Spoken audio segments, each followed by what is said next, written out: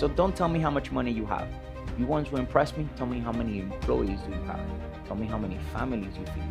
Tell me how many people out there you're impacting with the level of lifestyle that you have. That is what impresses an entrepreneur. The amount of money that you're making doesn't impress me. Tell me how many people are you helping. Tell me how much service are you doing good in the earth. So that is the reason why the children of this world, the Bible says, are wiser in managing the resources of this world than the children of the light. It sucks to say this, but the people out there think more generationally. Today I'm going to speak about why are evil people get rich quicker? Why does it seem that people out there who maybe have less character, people out there who are maybe have less resilience, people out there who maybe, I don't know, maybe they don't work as hard as you do, maybe they don't have the ethics you do, maybe they don't have the background you do, they seem to get ahead faster. Why is it that evil people get rich quicker? And why is it that maybe the people who seem to live the more righteous, more aligned, more godly-like lifestyle seems to take longer? So I'm going to read you something from the scripture, and it's in the Bible. In the chapter Luke 16 verse 8 says, "For the children of this world are in their generation are wiser." It says, "For the children of this world are in their generation wiser than the children of the light." Children of this world are more shrewd in dealing with their own generation than the sons of the light. So here it explains two types of scenarios of two types of children. The Bible very clearly explains that the devil has children and that God himself has children, that not every single person in this world is a child of God. So the way it explains it, it says here, children of this world means people who live their lives centered on earthly goals. And the children of the light are believers whose lives are centered in God's kingdoms. So it's very important that you guys understand. I was speaking to my brother last night and I was asking him, I'm like, "Brother, how's the business going?" And he was telling me, he's like, "Brother, the business is going okay." And some way, somehow, the conversation led to him telling me, what is money for? And it's very important that if we do not know what money is for, we do not know the reason why we make money. I explained in the video before this one, how the rich make money, how the poor make money, and how the middle class make money. So if you would like to know those, please go to the video before this one. But I mainly was speaking to him and I was telling him, I'm like, well, number one, the money's not yours. Let's get that out of the way. You're only a steward of the money. So if you're proven to do what is correct with the money, God would trust you with more. If you have proven to God that he cannot trust you with money, then he will simply remove that money from you and he'll give it to somebody who can manage better the resources. I was explaining to him that the main objective of money, number one, is to advance God's kingdom. So you need to understand that if you're Bible readers, you need to understand that God is trying to create his kingdom here in the earth. He's trying to create a domain here in the earth with his children. So the money should be and must be used to expand his kingdoms. What does that look like? Maybe churches, maybe souls, maybe the expansion of the preaching of the gospel, maybe giving more Bibles, spreading more knowledge, spreading more wisdom, maybe whatever that may include. Money is to expand God's kingdom. So the minute you start getting stingy about spending or spreading God's kingdom, then God says, then why should I prosper this person? Number two, money is to leave an inheritance. The Bible very clearly says in Proverbs 13:22, if I'm not mistaken, it says, the good man leaves an inheritance to his children's children. So the opposite of being a good man and leaving an inheritance is being an evil man and leaving debt to your children and the rest of your generation. So please be a good steward. Also, if I'm not mistaken, in Proverbs 19 verse 12, it says the inheritance of the fathers is riches and a house. So an inheritance very clearly says that it is riches and a paid off home. So if you have not paid off your house, figure out a way to at least maybe get a life insurance so that whenever you die, if you didn't have time in your lifetime to pay off your house, the life insurance that you have, whether it's term or whole life, at least pays off your mortgage so that whenever you get to heaven, your house could be completely paid off. And you could inherit to your children a paid off home. And potentially, if the policy is big enough, you can maybe leave them some riches as well. In the eyes of God, that is what is considered to be a good man. Next to that, money is to be generous. The Bible says that it is more of a blessing to give than to receive. But nobody could be generous if you don't have any money to give, if you haven't figured out a way to produce more money. The main objective and the last one that I would like to tell you guys, money is to create more money. If you guys read all through Genesis, there is a part in Joseph's story where God says, and Joseph was very rich. But not just rich, it got to the point where it says, and Joseph was very wealthy.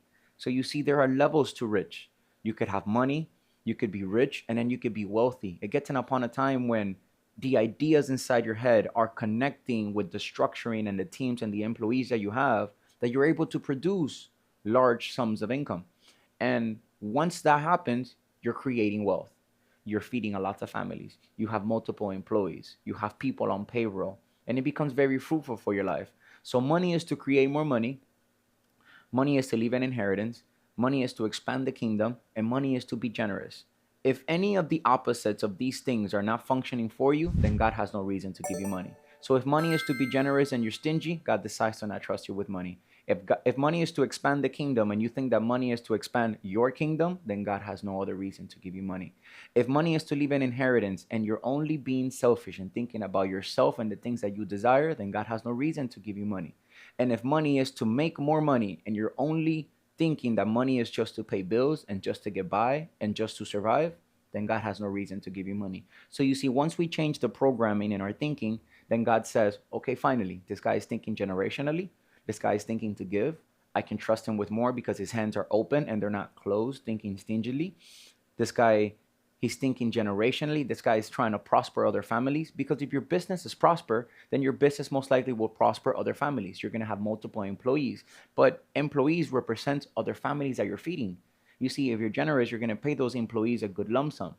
If you're generous, those employees get to feed their family based off the work and the service that they're doing for you. So don't tell me how much money you have. You want to impress me? Tell me how many employees do you have? Tell me how many families you feed. Tell me how many people out there you're impacting with the level of lifestyle that you have. That is what impresses an entrepreneur. The amount of money that you're making doesn't impress me. Tell me how many people are you helping. Tell me how much service are you doing good in the earth.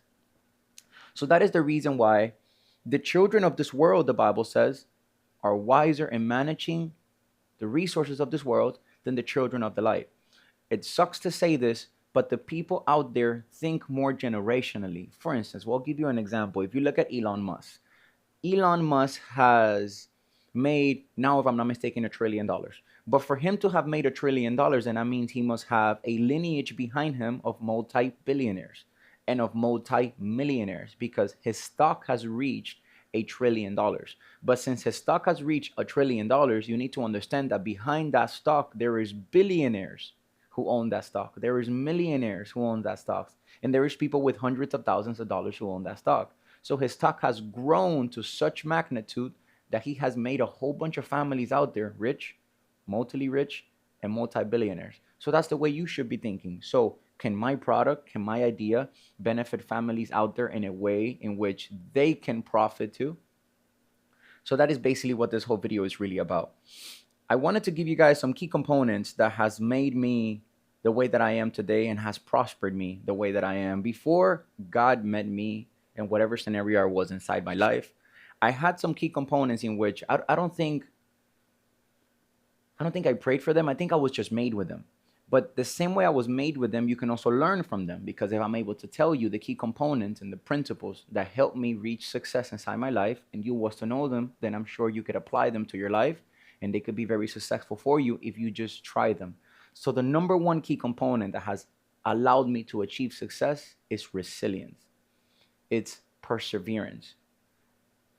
Man, if only you could know how important it is to have perseverance in life. So I remember, as soon as I had came out of jail, I remember James introduced me to a gentleman named Rene, and Rene quickly taught me how to sell in South Beach. And as I'm learning to sell in South Beach, I don't know if you guys remember in past videos, I was a middleman for a multi-touristical company. So I had access to jet skis, tours, I had access to Everglades, I don't know, nightclubs. I had access to a whole bunch of packages. So I was the middleman between what the tourists wanted and all of these products and services that I had available too. And as I am selling each of these products, I am noticing that sometimes things don't work out. There was days where many people would tell me no. There was days where I made really, really good money. But what kept me along that journey was, number one, the hunger that I had, and number two, the fact of just not giving up and just willing to continue trying, because there was something inside of me that I wanted to achieve, whatever that may look like for you, whatever goal you may have, whatever thing you want to conquer. But that allowed me to persevere towards my future. I remember in a season of my life, things did start to work out, and I started to now have more momentum, and I started to make more money. And then the beautiful thing that happens once you start getting money and once money is accumulated is that you start smelling like opportunity. Once you start smelling like opportunity, you're going to automatically attract money. You're going to attract opportunity. You're going to attract friendships. You're going to attract connections. What you do with them is completely up to you. But now you're an attractive person because you have managed your money well, you have stored it correctly, you have grown it correctly, and now you're an attractive person. Once I became attractive and I started saving me some money, I remember opportunities came to come and knock on my door. And it's really important that you hear this, because Robert Kiyosaki says this in his book. He says, the good opportunity and the bad opportunity, they both look very alike. Now, what difference one's from the other? It's your financial literature, or the ability you have to know what's a good opportunity from a bad one, because they both look the same. They both look persuasive. They both promise something. They both look attractive. So if you do not study them deeply enough to the point to jump on them or to let them pass, then you could potentially lose all your money. And that is exactly what happened to me. So they gave me the opportunity of wanting to be a yacht owner. I used to charter boats. And as I'm chartering boats out there, I had bought a broken boat. And I said, you know what? I'm going to fix this boat. I'm going to get it all together. We're going to functionalize this boat. I'm going to fix it. I'm going to get it running. And then I'm going to start renting it. And then I'm going to be the owner of this boat. So therefore, I'm going to start making more money. So that's exactly what I did. But what happened is that I don't think it was in God's plans for me to functionalize that boat, because the boat never got to function more than a week after it was in the water. So I got the boat running, the boat was in the water, and I made a really, really big mistake. I forgot to put insurance on the boat. And there was something called the bulge pump. The bulge pump, it's a little device within the boat that its function is to pump out the water and flush new water inside the motor. So whenever the pump feels that there's water coming inside the boat, it automatically turns on, it kicks on, and it starts flushing out the water out the boat. So if that little pump turns off or doesn't work, the boat will practically drown. And that's exactly what happened to my boat. So water started coming in the boat. And usually when water comes in the boat, the pump turns on, flushes the water out. It's perfectly fine, and it continues to work perfectly fine. So one night, I come to check on the boat to see how it's doing, and the boat's halfway sunken. Drastic news. It was super, super crazy. And I look at it. I automatically run to my car. I think I go to Home Depot, and I bought a little pump this big. I bought a little tiny pump, and I don't know. I thought that little pump was going to do some type of effect inside mine. So I automatically ran back to the boat, and I threw that pump inside there. And I was thinking that that little tiny pump, for some reason, was going to pump out all the water that was inside the boat. In other words, it didn't work because the level of water that was coming in, the pump that I had was not strong enough to pump out the water at a faster speed than the water was coming in. In other words, the boat sunk. It cost me a lot of money. I had spent the little bit of money that I had saved up. I had, if I'm not mistaken, $39,000 invested inside the boat. So you see, I got to accumulate that little level of wealth, and I started smelling like opportunity. In other words, what am I trying to conclude here with you? That when you manage correctly your resources and you save them and you invest them correctly and you grow them, opportunities will naturally be coming into your life. But you have to make sure you're doing that, because if you're not doing that, then no opportunity will ever come to your life. So I have noticed that people out there, people in the world, because before I came to the church, I didn't know how to difference one from the other. But people in the world risk more. That's number one. They're not afraid to lose. It's almost like if they have this thing inside their brain where they know that more money is available, that if they lose it, they can always make more. But for some reason, people in the kingdom have a scarcity different mindset. Not everybody, but selective people within the kingdom, it's almost like they feel that if they lose the money, that they'll never make it back again. And that's not always true, because I've explained in previous videos that all the money in the world is still in the world. So you're not limited to access to money. There's more money out there. So if you lose an investment, you have a chance to make it back again. Let's say if you give a large amount of money, don't ever be scared to give a large amount of money, because there's more money out there for you to make. There's more money out there for you to produce. There's more things out there for you to make. So don't be ever scared to whatever money you have to invest or whatever money you have to give out there. Manage correctly, but don't fear what the opportunity might cost you, because that simple opportunity could change your whole life. And I've noticed that the people in the world are more shrewd, are more resilient, are more brave when it comes to opportunities. They don't think about it twice. You see, the people from within the light that the Bible says here, the children of this world are smarter, are stewarding the money than the children of the light. So I've noticed that the people of the world, number one, they don't have that much love for money. They have more love for their goal, their dream, and whatever you want to call it. Maybe it's earthly desire or accumulation desire, whatever the word may be, than the children of this world, than the children of the light. The children of the light are more hugging the money, and they don't want to let it go. It's almost like they're afraid they're going to lose, and therefore opportunity never comes to knock at their door.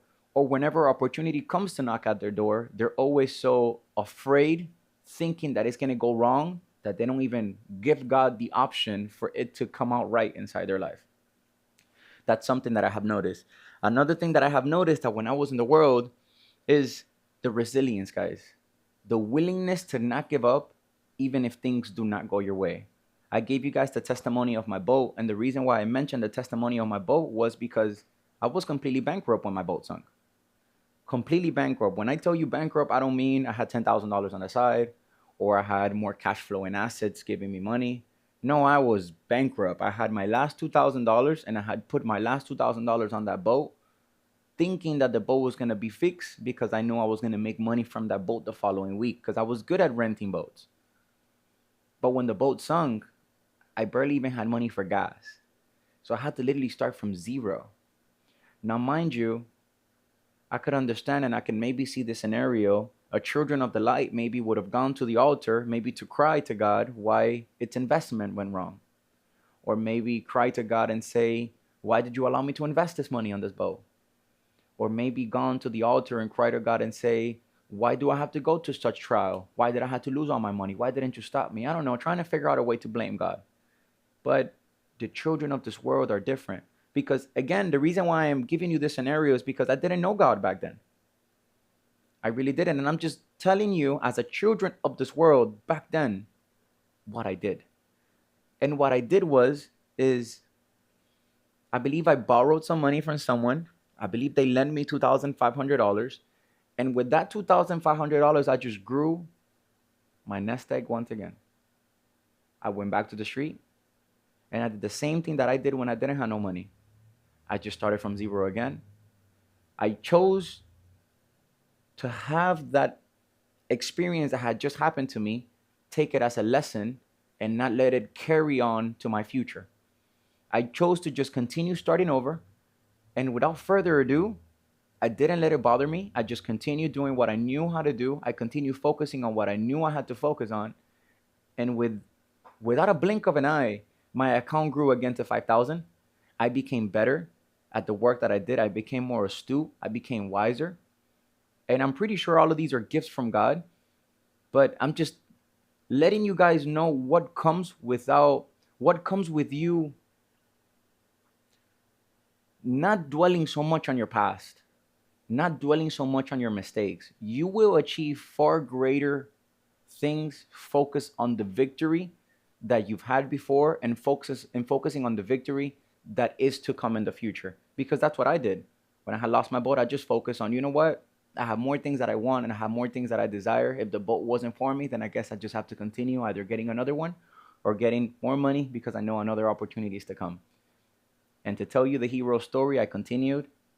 God was extremely merciful, even without me knowing him. And I grew my little nest egg again to 5,000, the 5 turned to 10, the 10 turned to 15, eventually to 20. And then eventually, the opportunity repeated itself again. But this time it was a different opportunity. This time was an opportunity to get into a car business. And I believe a gentleman named Danilo said, hey, brother, I have a Rolls-Royce that I want to get rid of. And I'm like, okay. I had a little Mercedes. I had a S550 Mercedes, and I'm like, okay, Rolls Royce, this is a really big jump. And I'm like, well, how much is the Rolls Royce? And he's like, well, I think we owe on the Rolls Royce $120,000. That's what's left. But I paid 50 grand down payment for the Rolls Royce. All you got to do is give me the 50 grand and you can keep the Rolls Royce.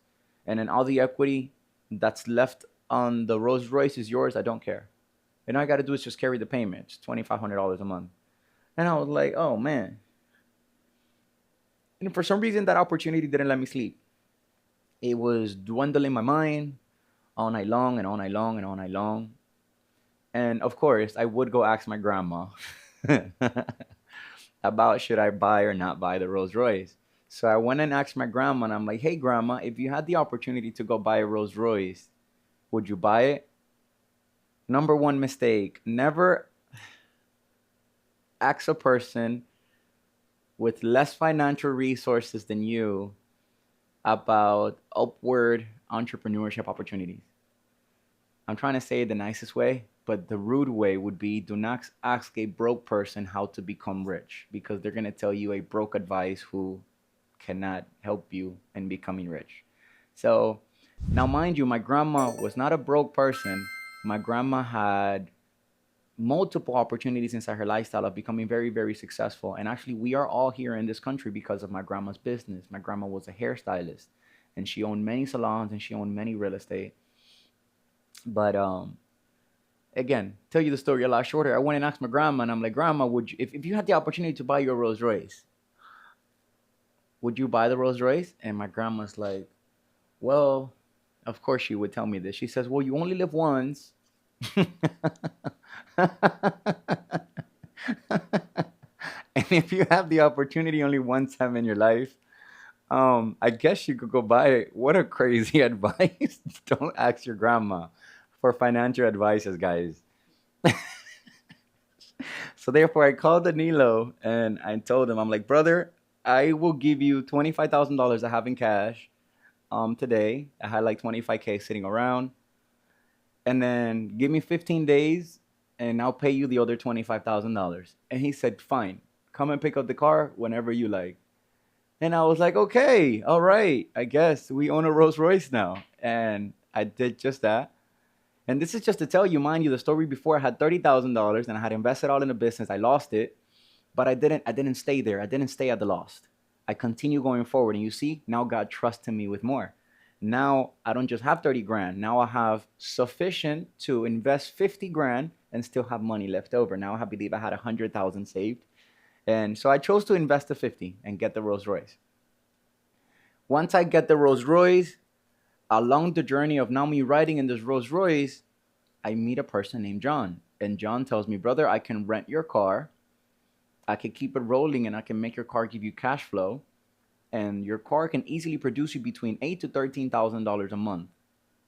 I'm like, huh, 8 to 13 grand a month. If the car makes 8 and we go 50-50, that's 4. Huh, okay, so I guess this expense now could be an asset and make me income. And that's exactly what I did. So you see, I had to take the chance. I had to grab the opportunity for me to later meet the person that I needed to meet so that it can make me a business. So that investment that I did could become a business. And that's exactly what I did. So I gave the car to John. John started renting the Rolls Royce, and then a further opportunity came. I believe I waited a little bit longer. I saved more money.